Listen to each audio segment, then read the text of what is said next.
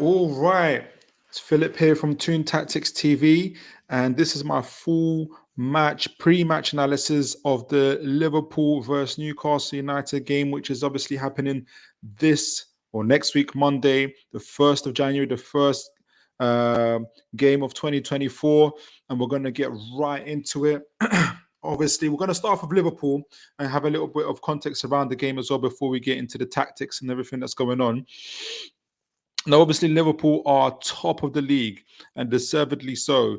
They're on 42 points. I believe they've only lost one game in the last 17.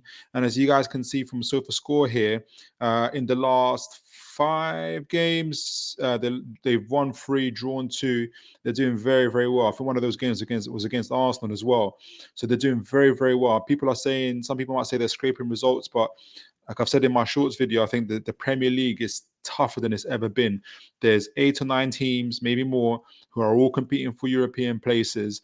It's never been a time where a bottom half teams or even bottom 6 teams can on any given day beat the top 5, top 6 teams in the Premier League. So for Liverpool to be top just shows you that they are in a very tough Premier League, savage environment of the Premier League. At this current time and this moment in time, Liverpool are number one, numero uno, and doing very, very well. So a lot of ratings for them. Obviously, the main men, Mohamed Salah, who's obviously leading the line for them, is also their top scorer. Is doing very, very well. Trent Alexander is also obviously popping up assists, doing a lot more of an inverted role, and actually doing better defensively as a right back as well. And as you guys can see, the SofaScore's overall rating for them is also um, um, for the team is really, really good. Alisson, world-class keeper, showed how much of a world-class goalkeeper he is in our previous game against them. Amazing, really. Virgil van Dijk is coming back to form, and Ibrahim Konate next to him is looking very strong as well. Endo, who came in, obviously not to people very worried about how he was going to do, is doing very, very well for them as well as that defensive mid, and Curtis Jones provides them with that balance as well. So I've gone with I've gone with the I know this is Sofa Scores formation as well, but as I was doing, I didn't realize they'd done it. But like, actually, this was the formation I was going to go for Newcastle as well as Liverpool as well. So I put it up on the screen for you folks as well. Well, and Liverpool are spoilt for choice. They've got a number of 1 or 2 other players they can put in their midfield, as well as in their strike force. They're doing really well in terms of their over what's available to them in terms of their squad. So I've gone through Darwin Nunes from the middle. Though those do seem swapping over with Cody Gakpo on occasion, trying to isolate Kieran Trippier, and obviously, Mohamed Salah on the other side. um, uh, uh, Always a constant danger and always a constant threat towards Newcastle. So that's Liverpool. They're heavy favourites. The game has been played at Anfield, so Liverpool are heavy favourites. They're heavy favourites anyway because they're number one and doing really, really well. Whereas Newcastle, not doing very well. As you guys can see, at least in the last 5 games, but even beyond that, have lost 4 and have won 1. That was 3-0 against Fulham.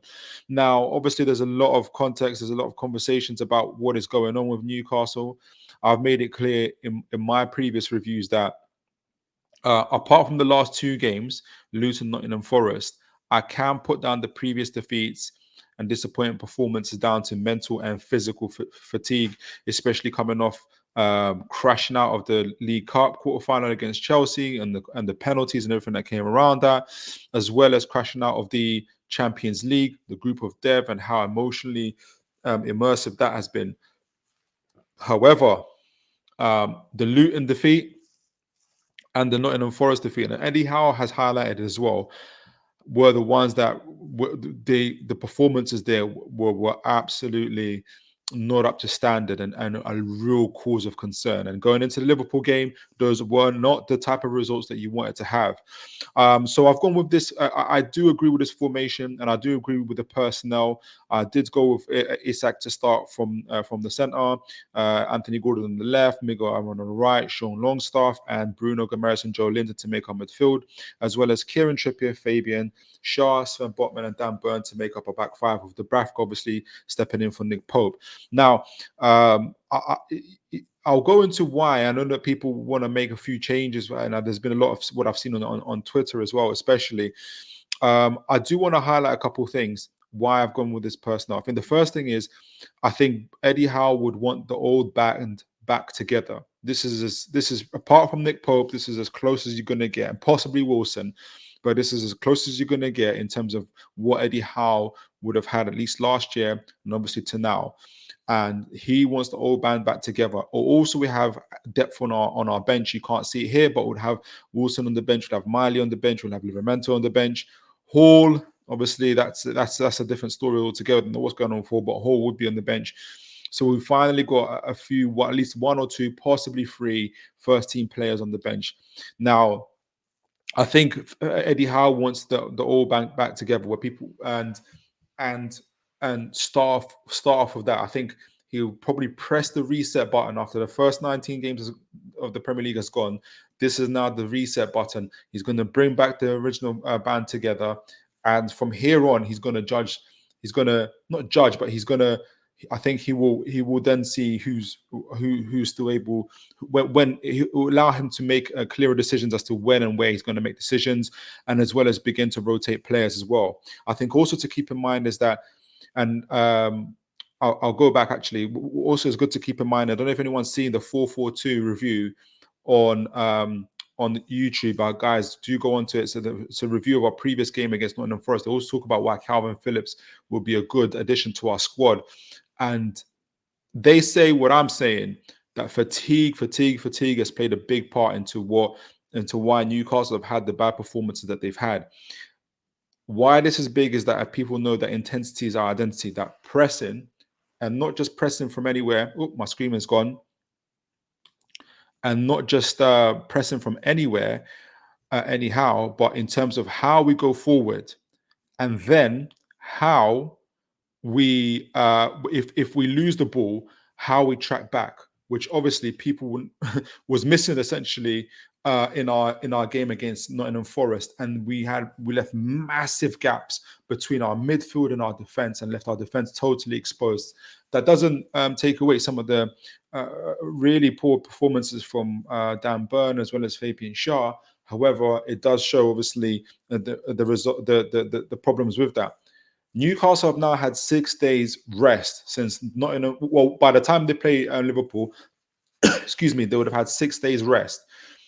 I think this is the reason why I think Howe will press the reset button, why he wouldn't put Livramento where Kieran Trippier is or where Dan Burn is, even though I wouldn't argue it for it being justified based on merit and based on performance. I think Eddie Howe will press the reset button from this game going forward, and then judge players going forward. They would have rested for 6 days. They've had a time to put a game plan together. They would have had the time to, again, go back to basics, the fundamentals of what makes Newcastle a good team in terms of their structure with the ball and out of the ball.